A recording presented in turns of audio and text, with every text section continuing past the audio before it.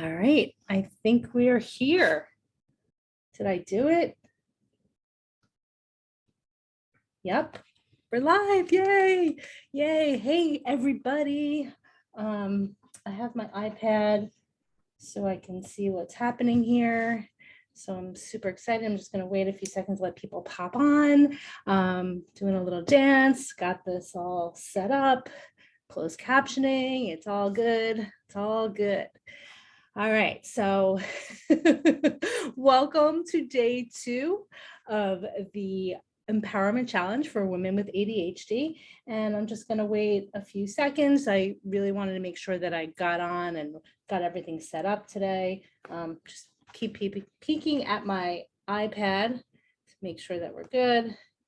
Looks like we're super good. All right. Actually set this up this way so I can see any questions in a little bit. All right, looking good. So today is day 2. I'm super excited to be here to talk about habits with you guys. Yesterday we talked about goals and setting goals, and we thought about our why, and we did the 7 levels of why. We did have technical difficulties, so if you want to re-watch that, I did re-record it this afternoon. It's in the guide section. If you go to the top of the group, you can find the guide section. It's actually kind of cool. All right. All right, so here we go. So we're talking about habits. Yesterday we talked about our goals, and today we're talking about habits. And I think it's super important to understand that when we talked about getting off the road and getting on the road yesterday with the goals, same thing goes for habits. It's never a straight line. I know for many of us, especially those of us with ADHD, we tend to do something for a day or 2 even, gung-ho, super excited about it, and then we skip, and then it fizzles out. The key is to understand that it's about incremental improvements. It's not about going straight up the line. It's going to be like this. So just because you skip a day of whatever habit you're working on doesn't mean that we should quit. We just need to get back on that road. The same analogy, just keep getting back on the road and looking for those incremental improvements. That's just the way life is. Okay. And so our brains work a little bit differently. That's where that neurodivergent word comes from. And for most people, and actually the research is actually showing different. It used to be that 21 days to get to create a habit, 60 days, and now there's some people are talking about 90 days. And for us, it could be, I don't want to curse, a lot longer. So you really want to know that to create a habit, it can take a lot longer. And so those incremental improvements and getting back on the road, whatever your goal is, whatever you're searching for, whatever you're trying to do, just know that you can do it and it doesn't have to be perfect. Perfectionism is the killer, right? You think we have to do everything perfectly, and really perfectionism can turn into procrastination. That's really what it is, right? We procrastinate because we don't think it's going to be perfect. Done is better than perfect. So that's what we're talking about tonight, habits, and really learning how to use our superpowers to actually create habits. Now, when we talk about the brain, I'm skipping around here. We're going to be talking a little bit about the brain. One of my favorite topics, actually, and how it can actually help us in what in our brain actually works with habits. So we have all these neurons in our brain, and basically it's all these electrical activity in our brain. So there's over 80 billion neurons, and they fire and they create all this electrical activity, and it sends information here. And we have these neurotransmitters that create the messages in between. And so all this electrical activity you can actually read on the scalp with an EEG. And that's what an EEG is reading those brain waves that are created by those neurons firing. So basically neurons are the information messengers. And your nervous system, which is comprised of your brain, your spinal cord, and your nerves. I actually have my spine guy here. This is Herman. This is what happens to patients who don't behave. Just kidding. Totally kidding. I'm totally kidding. Um, okay, so here is your spine. This is where your brain sits, right? We all have a brain. We don't always use it properly, but we all have a brain. Attached to your brain is the spinal cord, and it goes all the way down to the bottom. And then coming off, and these are the vertebra, and coming off, this guy has no more nerves. He's lost all his nerves. Where these little, where my finger is, there are nerves that come off here, and these nerves go out to your body, and pretty much your nervous system controls everything. So the information works. Herman's really dead now. The way your nervous system works, information comes in through your senses, goes into the nerves, into the spinal cord, up to the brain, and then the brain decides what to do with that information. Then the information goes from your brain into your spinal cord, out the nerves, and out to the body. Whether it's how your leg's going to kick, how much your heart's going to beat, how frightened you are from something. So pretty much nothing happens in the body without the central nervous system, which is probably why they called it central. Okay, and then we have neurotransmitters. And these I am in the right place, right, guys? Okay, just making sure. Okay, I'm coming back on the road now. So neurotransmitters are the body's chemical messengers. So basically they are transmitting the messages. They're the relay system between those neurons. So those neurons fire and those neurotransmitters send the messages back and forth. And there are more than 60 types of neurotransmitters found in our body.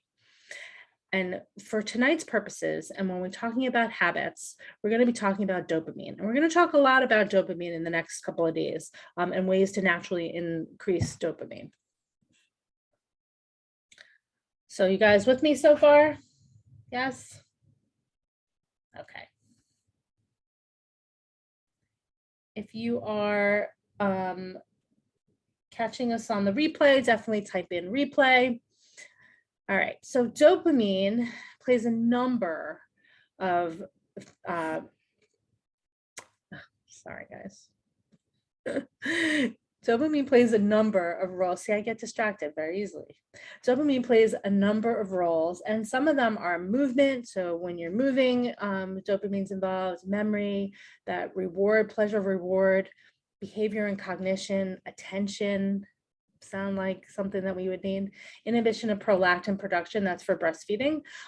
Sleep, mood, learning, motivation, behavior, emotion, sound like anything that, you know, we would need to have a lot of. Well, it's actually believed that people with ADHD have less dopamine production, and that's the simple version. There's actually these transporters, so dopamine transporters. Apparently we have more transporters, so then there's not enough dopamine. But for our simple terms, let's just say less dopamine production. And you know, so what does this have to do with habits, right? Well, habits are dopamine driven. They are a dopamine driven feedback loop. So when we produce more dopamine, we're more likely to be motivated to do a task or create a habit or connect our habit to whatever it is. Okay, so you could see why that we would do something a little bit, a couple of days, super gung-ho, excited, and then meh, done.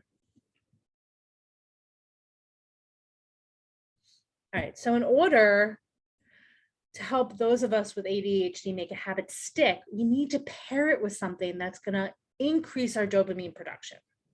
So over the next few days, I said, we're going to talk about ways of naturally increasing your dopamine. But for today, we're talking about habits. So we're talking about things that you enjoy to do or things that give you energy. Okay, so that's how we increase that dopamine production. All right, so I'm going to give you a couple examples. Somehow I closed this.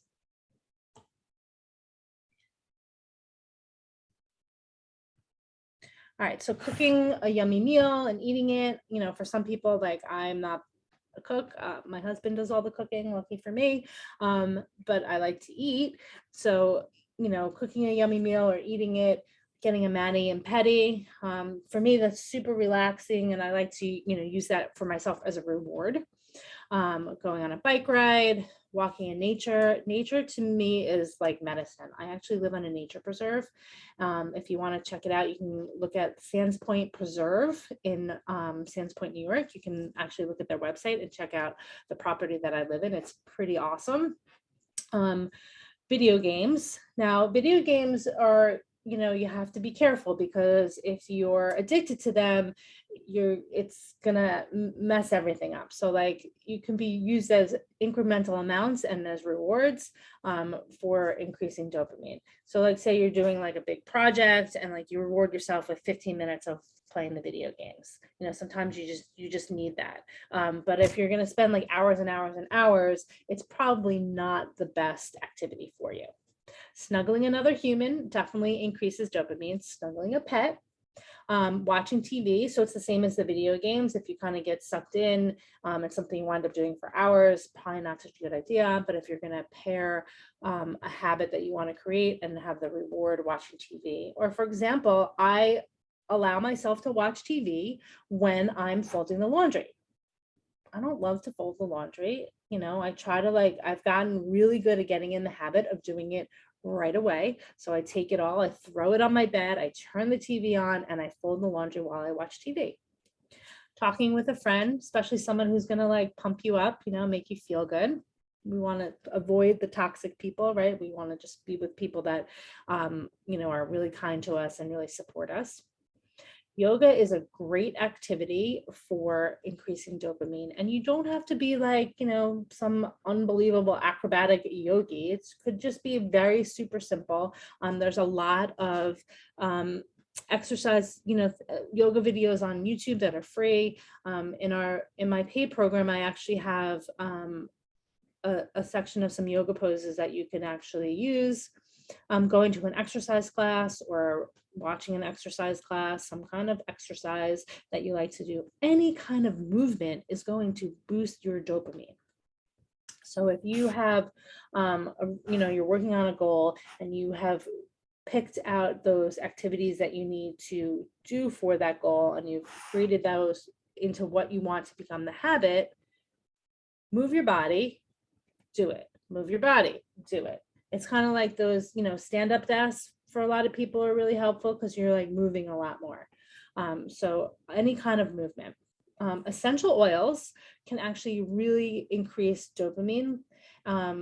There's a lot of particular oils that actually can do that. So the thing about essential oils is your sense of smell is the only sense that goes directly to your brain. And the part of the brain that goes to is the limbic system. So when you breathe in those oils, it's actually changing brain chemistry, and it can actually increase dopamine levels. So that's why essential oils can be really good for people with ADHD. Any type of hobby that you have or that you want to start learning. And, I do macrame, but I did 3 projects, and I have one that's hanging on my door. It's been hanging on my door for 6 months. So obviously we all can get hyper focused on something and then decide that it's not really want to do it anymore. So you have to kind of be creative with what you're pairing your habit with and your hobby, because if it's a hobby that you're over, it's not really going to work, right? All right, music and dancing are amazing tools for increasing dopamine. If you're can't get yourself to do something, do it to music. So dishes, I've created the habit. So again, yesterday I mentioned that the whole thing with my goal was organization, right? And one of the things that needs to get done on a regular basis is the dishes, right? You eat off of dishes, they have to be washed. So they pile up. So my new habit, and I'm successful at it right now, is making sure that all the dishes are done before I go to bed, and then everything gets put away in the morning before I feed the cats. Okay. So what I do in the evening, the morning part is not so much, because it's kind of actually become ingrained. I got to do this before I do this. But in the evening, I turn on that music, and anybody could see me dancing in the kitchen, I am a dancing cleaner. So the music and dancing together really helps me to propel any kind of habit that I'm really working on. So those are just some examples. Tonight is not that long. So in the next slide, we're going to talk about what you are going to figure out. Okay, so in your workbook, let me just see, did anybody try to talk to me? No. Okay.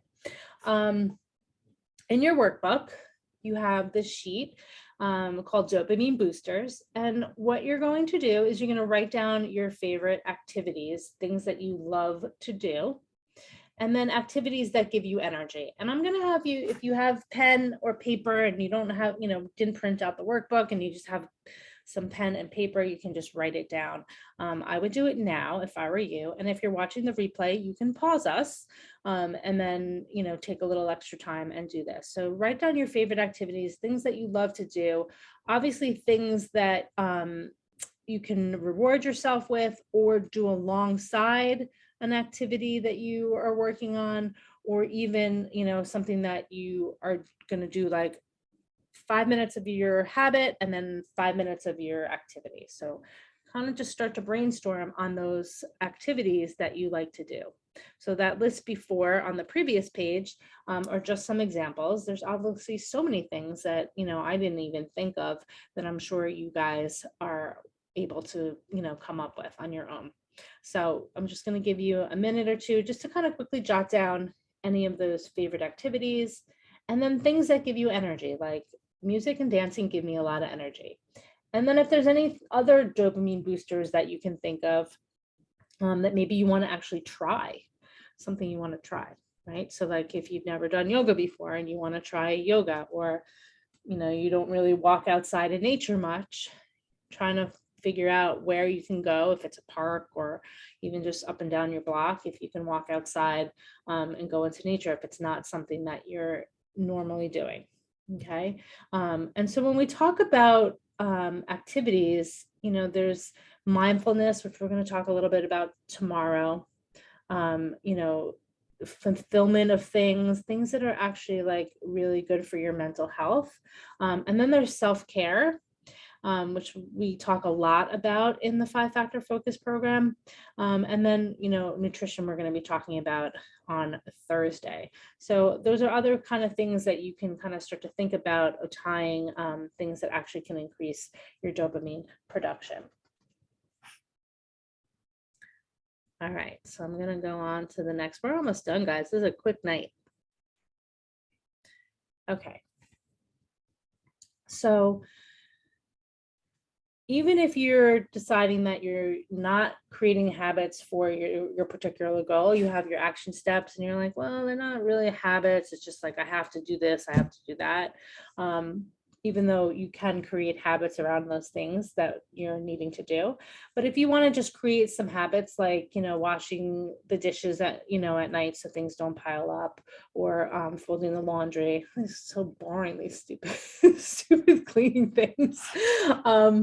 Whatever it is, whatever habit, if you want to start an exercise habit, whatever it is, the interesting thing about an exercise habit is it's kind of like a dopamine booster kind of thing also. But if it's not something that you're normally doing, you might have to pair it with something else. Like you might reward yourself for taking a long walk by playing 15 minutes of a video game. So like you have to kind of play with it. So obviously we're all different.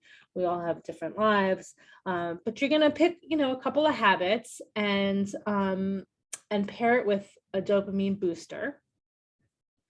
And the thing about this chart, and any chart for that matter, any kind of tracking, what gets measured gets done. So I don't know about you, but if I am tracking something, I almost like I hyper focus on the tracking. And, I think that's really a superpower for us, is that when we get into something and we get super hyper focused on it, we are going to follow through on it. So I like to have trackers where I write things down. I've actually started using Google Sheets in my iPad because I don't know about you guys, but I lose planners. I start a planner, I don't use the planner. So I've actually discovered a way to use Google Sheets in my iPad to actually track things. So that is definitely one of my hacks that I have learned over the years, that I'm not good at using a planner. I can buy 4,000 planners. I'm never going to use it. I'll use it for the first week and it just doesn't happen.